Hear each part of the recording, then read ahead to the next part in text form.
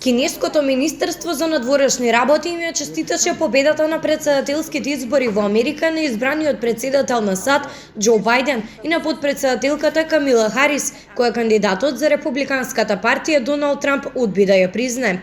Портпаролот на Министерството за внатрешни работи Ванг Венбин изјави дека Кина го почитува изборот на американците. Честитки за господинот Бајден и госпогицата Харис, рече Ванг. Според Ванг, Кина знае дека резултатите од претседателските избори во САД ќе бидат утврдени во согласност со американските закони и процедури.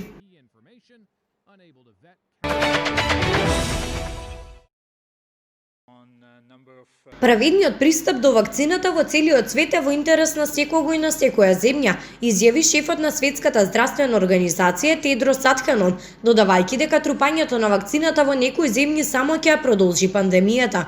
Национализмот поврзан со вакцинирањето ќе ја продолжи пандемијата, нема да ја скрати, кажа генералниот директор на Парискиот мировен форум вчера, предупредувајќи дека вирусот ќе продолжи да се шири, а економското оздравување глобално ќе успори ако луѓето во сиромашните земји не можат да бидат вакцинирани.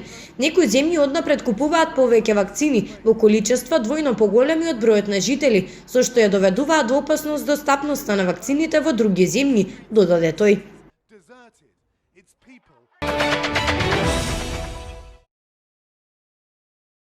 Властите во Португалија најавија дека ќе го продолжат полицискиот час во текот на ноќта и локдаунот за време на викендите, што веќе се воспоставени во повеќе од 100 општини во опит да се спречи ширењето на коронавирусот. Од жителите на погодените области се бара да не ги напуштаат домовите, освен за работа, одење на училиште или купување во текот на неделата и да останат дома од 23 до 5 часот.